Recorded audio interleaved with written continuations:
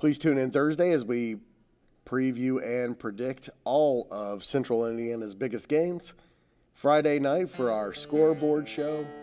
And every Tuesday for the football report, where we go through all of the counties with our favorite sports editors, announce our weekly honors, and our top 20 power poll. You're listening to the Central Indiana Sports Report with your host, Greg Mengels. Welcome, high school football fans, to the Central Indiana Sports Report for the football report today with Grant Shouse. Also, we're going to have coming up Scott Hunt of the Marion Chronicle-Tribune, Cade Hampton of the Muncie Star-Press, Jay Stevens of the Kokomo Post, and Will Willems of the Lebanon Reporter to give their reviews of Delaware County, Howard County, Grant County, and Boone County. Normally we would have Rob Hunt of the Herald Bulletin, Richie Hall of the Hamilton County Reporter, but it was the holiday weekend and I gave some reporters the week off. I did not give Grant Shouse the week off. I wouldn't have taken it. That's right.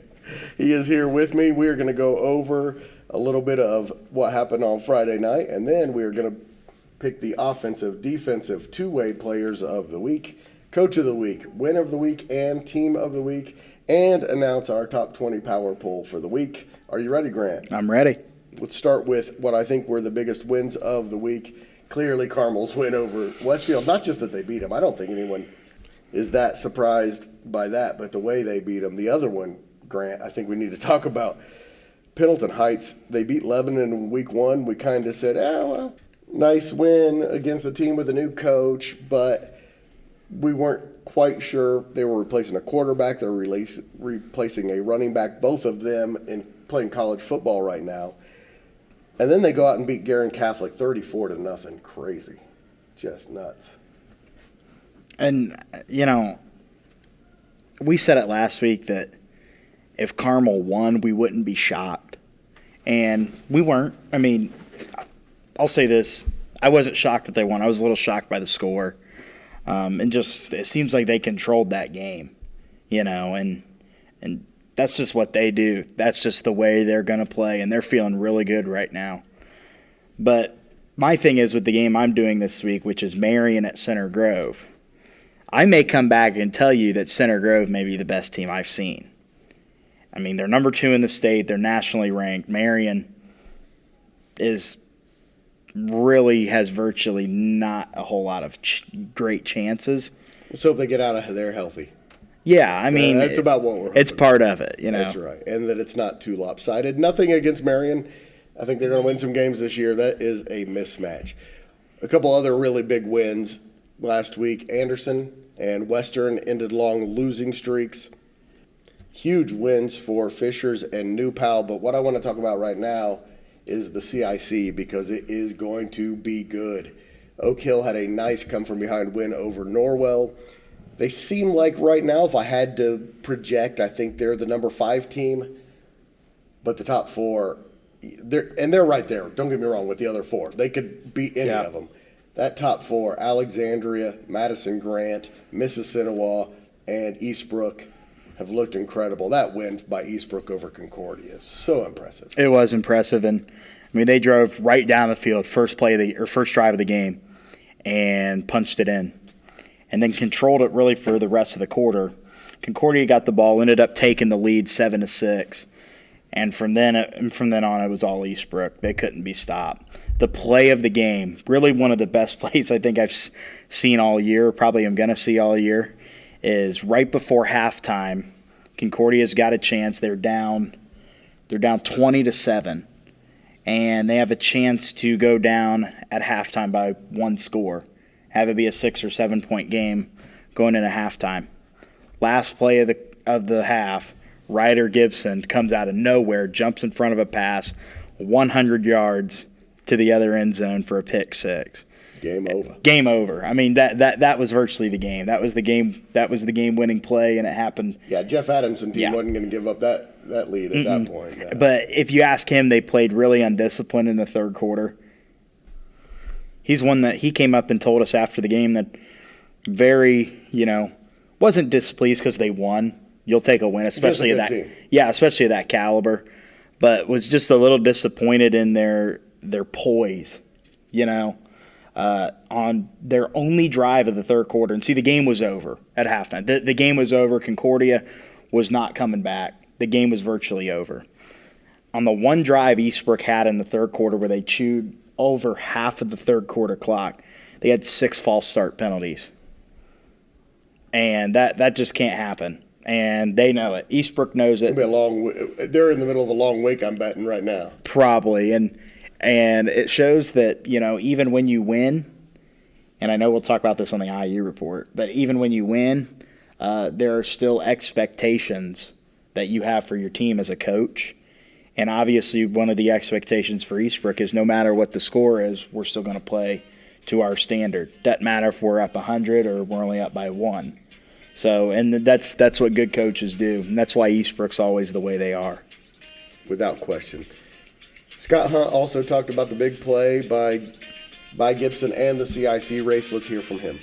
Welcome back to the Central Indiana Sports Report. Scott Hunt, sports editor at the Marion Chronicle-Tribune, who watched the Mississinawa Indians defeat the Marion Giants on Friday. And there was some question coming into the season what kind of team Mississinawa would have. Most people, I think, thought they were going to be the best team in the CIC. But there was some question about that. And I think so far through 2 weeks, they've proven that they're the same Mississinawa Indians.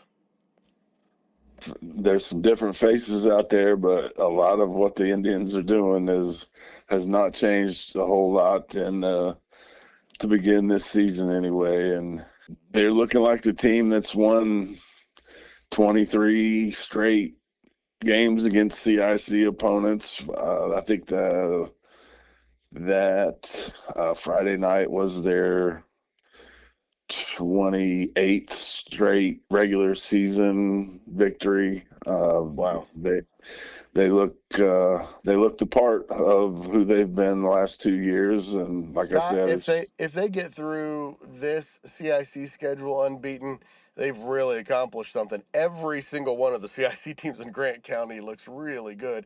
Oak Hill has a loss, but of course that was a last second against a team that has looked incredible. And Eastbrook, just impressive to start the season. Madison Grant hasn't played anybody, but we know how good they are. And I think Alexandria has looked very impressive as well. The CIC race is going to be fun. Yeah, it should be a lot of fun. And I think, I didn't know it until today when I talked to Coach Osmond that Oak Hill's played its first 2 games without its best offensive and defensive linemen. Thane Jones, who was all CIC last year on the offensive line, he told me the Wednesday before they played Eastern, he dinged his shoulder in practice while he came into practice Thursday. Couldn't move it. Went and got it looked at, and he had the injury was a lot more serious than what they anticipated. Coach Osmond talked like he's probably not going to be available for another week or 2, but to take Eastern down to lose on the last play, and then Friday night Oak Hill was down 25-8 and rallied to win 3 touchdowns in the fourth quarter against a Norwell team that's a potential sectional opponent to start 1-1 without that. I even made the comment. I mean, you could go down your roster, and of all the kids on your roster that you really couldn't afford to lose, he would be near the top. And he agreed with me that among the coaches they talked, there would be 3 kids, and Thane was definitely one of the 3 that they talked about. On Friday night, Michelle and I talked about how impressive that comeback was. You lose the first game in a heartbreaking fashion. You're down 3 scores in the fourth quarter. Pretty easy to give up in that situation. Nobody's going to blame you, and they didn't.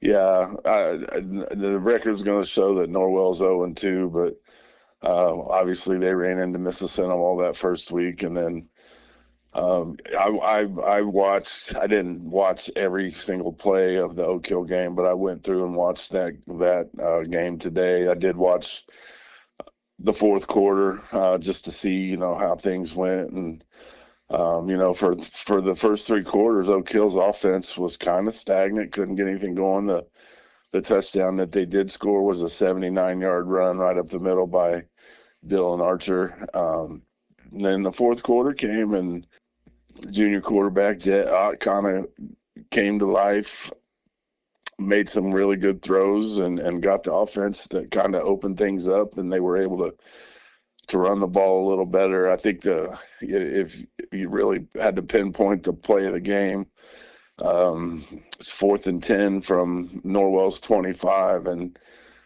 Ott dropped a dime in the bucket to Beckham Lamb for a touchdown on 4th and 10, and that pulled Oak Hill within that closed the score. They got the 2-point conversion to no, I think that was the one they missed. So that pulled them within 25-22 with about 5 minutes or so to go in the game. So yeah, that's a team that kind of, I think you saw, grew up some through these first 2 games, and particularly in that fourth quarter, and almost poetic justice that they get beat on a touchdown in the final 10 seconds in week 1, and then turn around and hand Norwell a loss. They scored the game-winning touchdown with 11 seconds on a 4th and goal play from the 1. Archer They like scored. dramatics. Apparently so. I think if you look ahead to Friday night, if they've got a chance to win the game on the last play against Mississippi, I think Coach Osmond and that entire Oak Hill sideline would take that. No for doubt. sure. No doubt. Eastbrook also has just looked, that's Concordia doesn't win very much, but we know how good the program is. There have been years they've won 1 regular season game and made long postseason runs.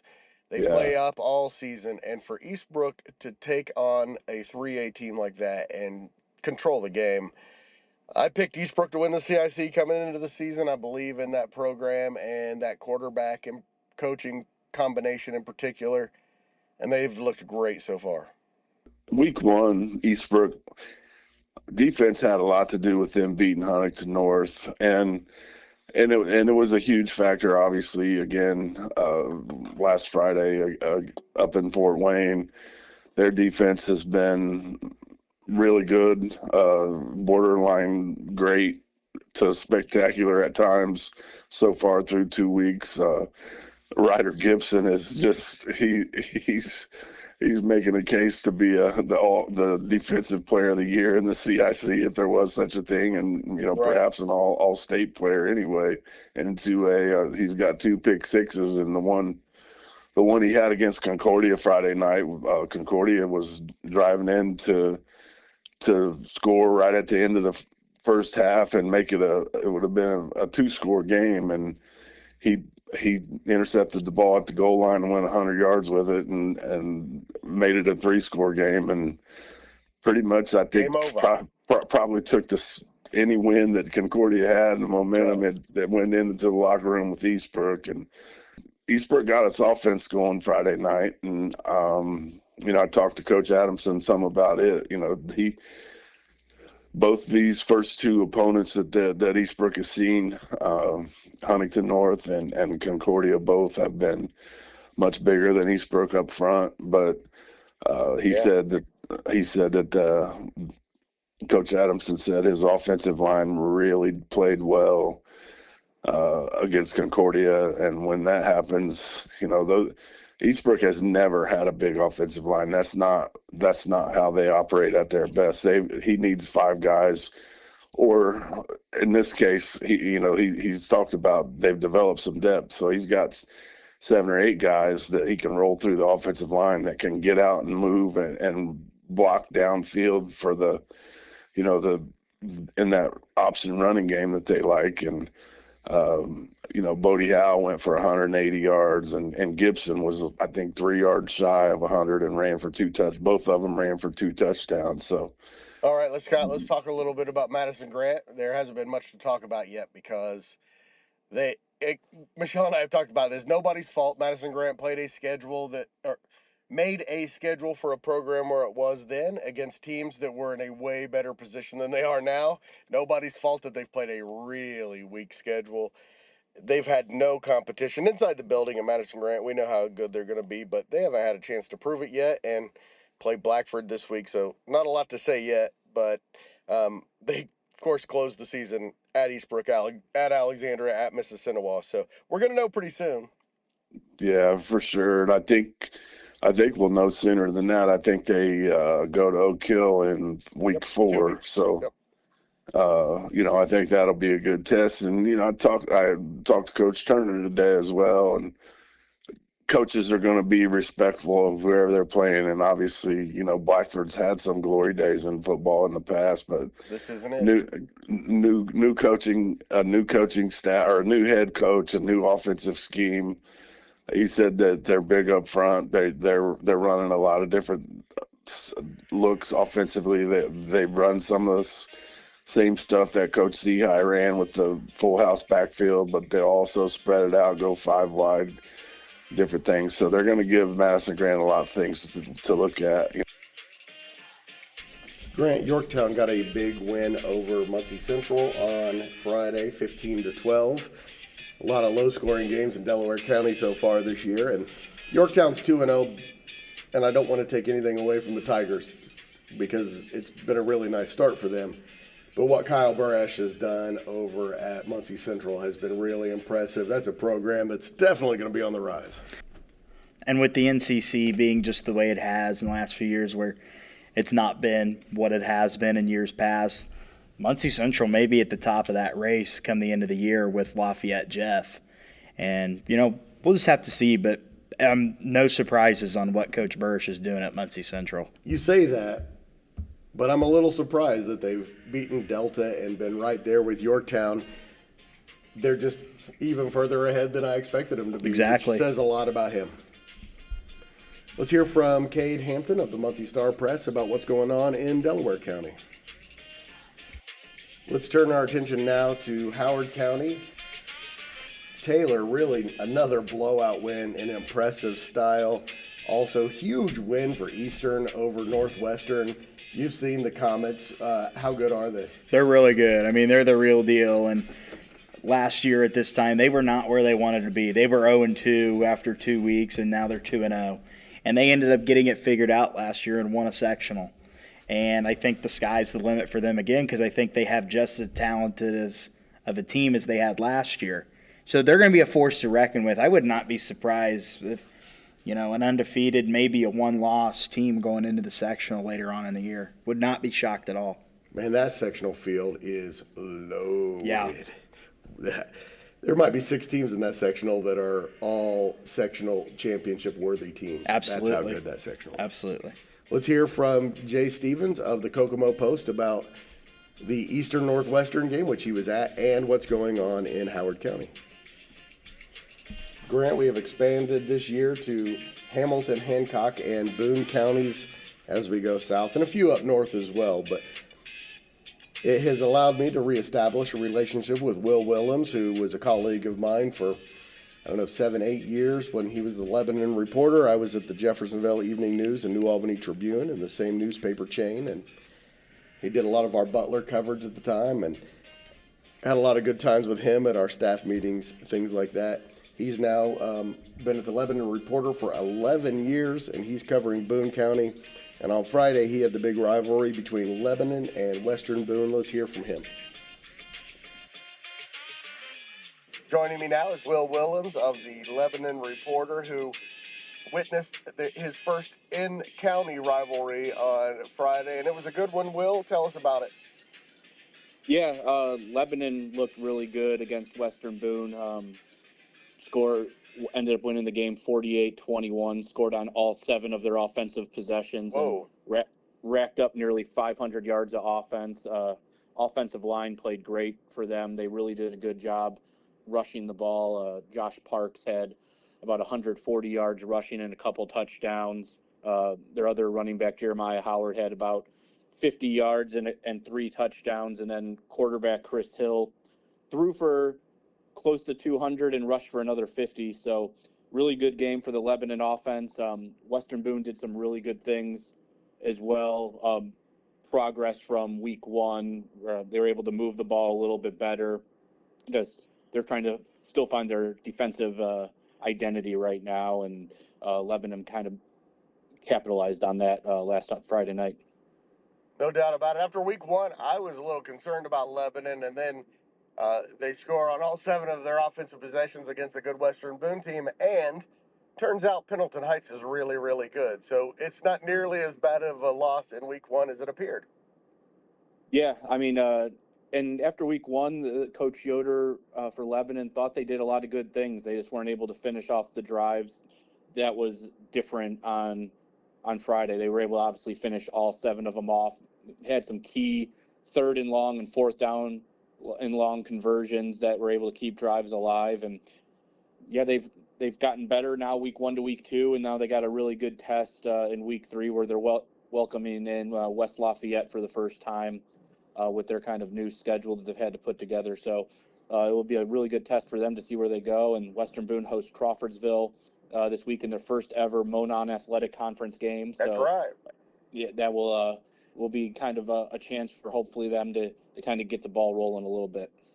And we'll talk more about that in our week 3 preview. For now, I want to know a little about Zionsville. And I think the thing that jumps out to me is Zionsville people may be thinking, oh, no, we lost to one of the worst teams on their schedule. But I think Lawrence Central's better than people think, and this isn't nearly as bad a loss as it may appear. Yeah, I mean, Lawrence Central has a lot of really talented players and good athletes. The frustrating part for Zionsville on Friday night was they shot themselves in the foot, and it was more of the kind of their mistakes that Lawrence Central was able to capitalize on. At one point, Lawrence Central took a 19-14 lead, I believe was the score, and they had only run 5 offensive plays. Zionsville had gone up 14-0, gave up an 80-yard touchdown pass to make it 14-6, then fumbled on their own 20 on the ensuing drive, gave up another touchdown. We're driving down to score and gave up a 90-yard pick 6 on the way on the back. So it became a 14-0 to 19-14 really quickly. And again, they had another turnover late in the game that kind of set up the clinching score for Lawrence Central, where Zionsville was up 28-26 and driving and threw an interception that got returned deep into their territory. Zionsville, yeah, again, Sam Manna, I want to kind of give him a shout out. Just a phenomenal game for him. 4 touchdowns and 160 yards rushing for him.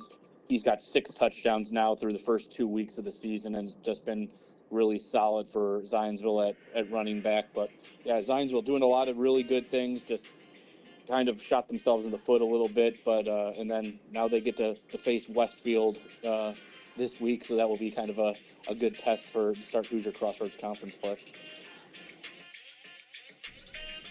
All right, Grant, it's that time to get to our weekly awards and our power poll. I came up with 5 nominations for each category, and Grant, you are going to pick the offensive player of the week, the defensive player of the week, the two-way player of the week, the win of the week, the coach of the week, and the team of the week. Then we will reveal our top 20 power poll from Central Indiana, our coverage area. Ready? Let's do it. Offensive player of the week nominations. Logansport Jr. Elliot Baldini had 14 carries for 189 yards. That's 13.5 yards per carry, and scored twice in Logansport's 54-6 win over South Bend Adams. Huge win for the Berries. Keep continuing to prove that they are a really good team. Clinton Central senior Amir Barrett had 261 yards and 6 touchdowns on 25 carries as the Bulldogs beat Faith Christian 63-14. Carmel senior Anthony Kulner, 16 for 21, 184 yards and a touchdown passing. 8 carries for 53 yards and a touchdown in the huge win over Westfield. Javion Harris, at last week's Central Indiana Sports Report Offensive Player of the Week, a senior at Taylor, 124 passing yards and 2 touchdowns, 206 yards and 5 more touchdowns rushing. That's 7 total touchdowns. That's 13 for 2 weeks. I think he's been stopped by the end zone more than he's been stopped by defenses. And Hamilton Southeastern senior Kendrick Pennybaker, 3 receptions for 136 yards and a touchdown. And Hamilton Southeastern's 31-7 win over North Central. Grant, who is the Central Indiana Sports Report Offensive Player of the Week? 2 weeks in a row, I think you got to go with Javon Harris again. I mean, 7 touchdowns in one game. And we talked about it just a minute ago off the mic that we had some people that picked Greenwood Christian to win that game against Taylor. They had a real good shot the week prior to beat Sheridan. So I think Taylor really had its hands full. I think probably coming into that Greenwood Christian game. And then Javon Harris does that again, 7 touchdowns in one game, 13 touchdowns on the year, which is pretty amazing. I think they're not even playing full games at this point when you're winning by that many points. Exactly. Congratulations. He probably could have scored 9. That's right. Congratulations, Javion Harris from Taylor, the Central Indiana Sports Report Offensive Player of the Week for the 2nd straight week. I guess for now that makes him the Offensive Player of the Year so far, right? Yeah, he's the MVP as of now. The Central Indiana Sports Report Defensive Player of the Week nominees are Yorktown senior Jabin Barnes, who had 8 tackles, 2 for loss, a sack and a half, and 2 quarterback hurries in Yorktown's 15-12 win over Muncie Central. Fisher senior Emmanuel Cowherd, 13 tackles, 11 of those solos, with an interception and a 31-28 win over Lawrence North. Big win for the Tigers. Mississinawa junior Caden Faust had 8 tackles, 2 quarterback sacks, and 4 quarterback hurries in a 38-12 win over Marion. New Pal senior Garrett Rains had 13 tackles, 7 of them were solos, and an interception in the Dragons' 28-6 win over North Decatur. And Western senior Levi Shoemaker, 7 tackles, 3 for loss, in Western's 37-6 win over North Montgomery, the Charging Chargers. I love that name. As Western snapped a 13-game losing streak. Grant, who's the Central Indiana Sports Report Defensive Player of the Week? I'm going to go with Emmanuel Coward of Fishers. 13 tackles really pops out at you, and an interception as well. But every guy on this list really has their own case to be Defensive Player of the Week, and I think any other week they probably would be. So it's hard, when you have kids performing at this high of a level, it's hard to pick. It's hard to pick here. But I think this week I'm going to go with Emmanuel Coward from Fishers. Congratulations to Emmanuel Cowherd of Fishers. Big win for the Tigers, and you are the Defensive Player of the Week. And the nominees for the Central Indiana Sports Report Two-Way Player of the Week. Greenfield Central senior Cooper Hinton had 121 rushing yards and 2 touchdowns, and team bests of 10 tackles and 5 solos in a 34-21 win over Greensburg. Mississinawa senior Elijah Monday, last week's Two-Way Player of the Week, had 16 carries for 131 yards and 3 touchdowns, and on defense had 5 tackles and forced a fumble in the 38-12 win over Marion. Western senior Matt McKittrick, who missed most of last season with an injury, had 88 yards rushing and a touchdown, 2 tackles for loss, and a quarterback sack on defense. Alexandria senior Will Rowland had 3 catches for 44 yards, a 19-yard run on his only carry, 7 tackles, 4 of those for loss, and 2 quarterback sacks in the Tigers' 54-14 win over Sheridan. And Cass senior Gavin Smith ran for 232 yards and a touchdown on offense and had 5 tackles on defense. Grant, who is the Central Indiana Sports Report Two-Way Player of the Week? I'm going to go for the 2nd week in a row, Elijah Monday. Those numbers, again, they really, stand out to you with them playing a rivalry game against Marion. He's definitely going to be my Defensive Player of the Week. 5 tackles, a forced fumble. And 3 touchdowns. Yeah, and I like Will Rowland as well, but I think I'm going to go with Elijah Monday this week. Now we move to the team awards and the win of the week. The Anderson Indians snapped a 15-game losing streak of the 43-18 win over Indianapolis, Washington. The Eastbrook Panthers went to Fort Wayne and controlled a game I don't think we really expected them to, 44-14 over Concordia. The Lebanon Tigers got their first win of the season, beating rival Western Boone 48-21 at home. The Oak Hill Golden Eagles scored 22 points in the fourth quarter to come from behind and beat Norwell 30-25. The Western Panthers snapped a 13-game losing streak with a 37-6 win over North Montgomery. And the Yorktown Tigers scored 15 points in the fourth quarter to overcome Muncie Central for a 15-12 win to remain unbeaten. Grant, who's the Central Indiana Sports Report win of the week? I'm going to go with the old alma mater here. I'm going to pick Oak Hill. 22 points in the fourth quarter where, when we're calling games, we have a score thread that's going and, you're watching scores come in. And we pretty much said, wow, looks like Oak Hill, after a tough loss last week, really their spirits are down. Looks like they're going to get blown out here tonight. They come back and they win 30-25. Dylan Archer scored the game-winning touchdown.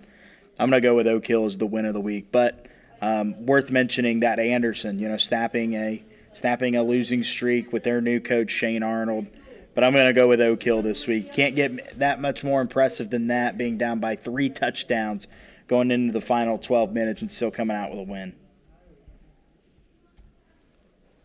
To Coach of the Week, the nominees are Anderson's Shane Arnold in just his second game as the Indians coach. He helped Anderson end a 15-game losing streak with a 43-18 win over Washington. Western coach Austin Colby, same situation, second game as the head coach. Helped the Panthers snap a 13-game losing streak with a 37-6 win over North Montgomery. Pendleton Heights coach Jed Richmond led the Arabians to a 34-0 win over Guerin Catholic.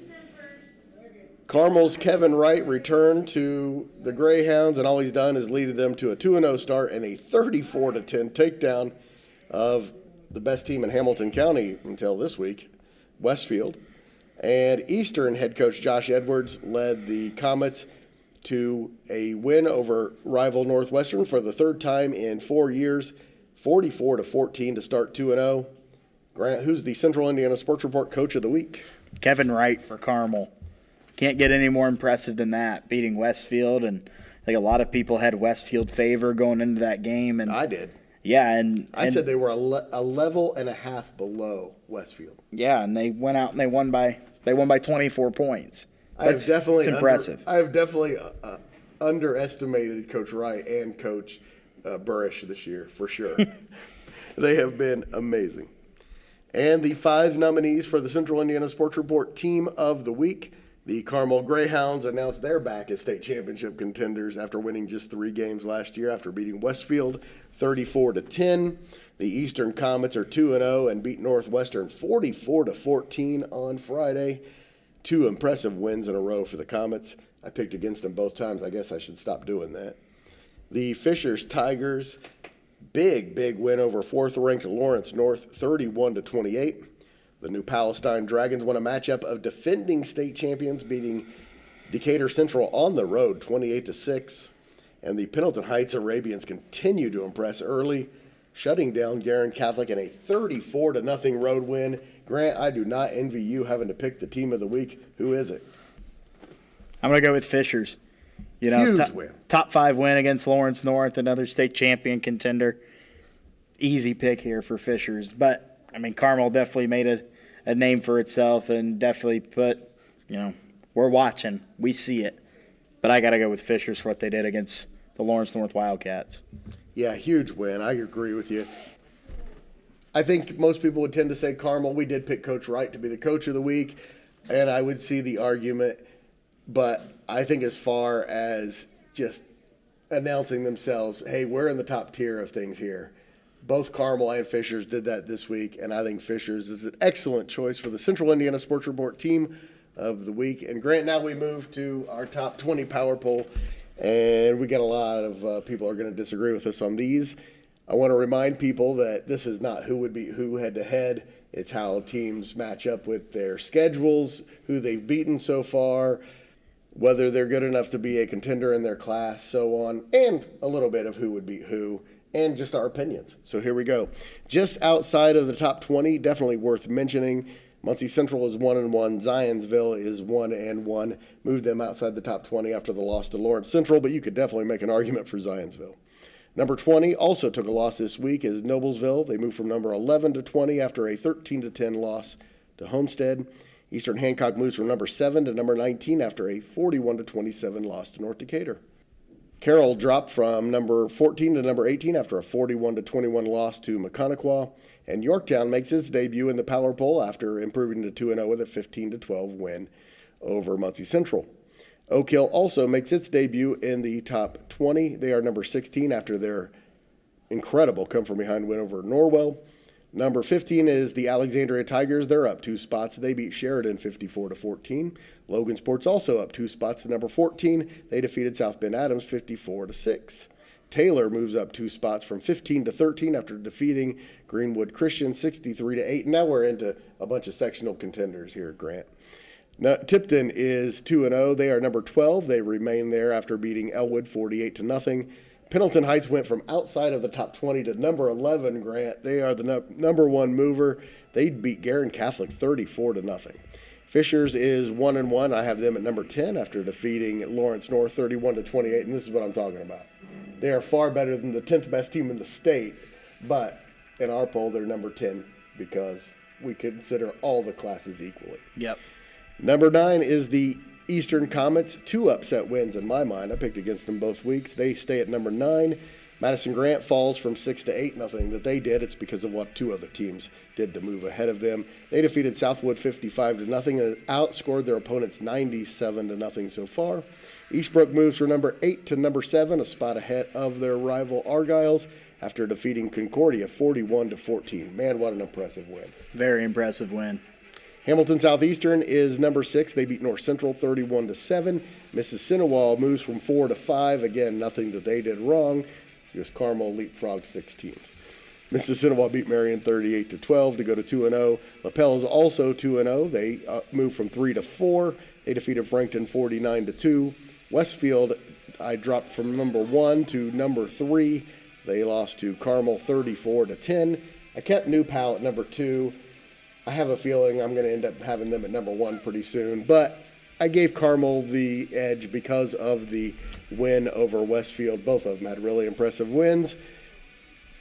Now that I'm sitting here, I don't do 1A, 1B, but let's just call them 1A, 1B. Might as well. Carmel, you're 1A. New Pal, you're 1B. Maybe next week it'll be different. Grant, thank you so much for your time. Now let's go talk some IU football. Can't wait.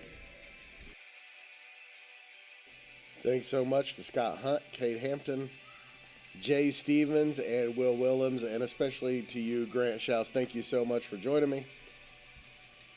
And thank you for listening. Always appreciate it. Do us a huge favor and share this podcast with a high school football fan in your life and help spread the word. The Central Indiana Sports Report is here talking about Central Indiana sports every single day.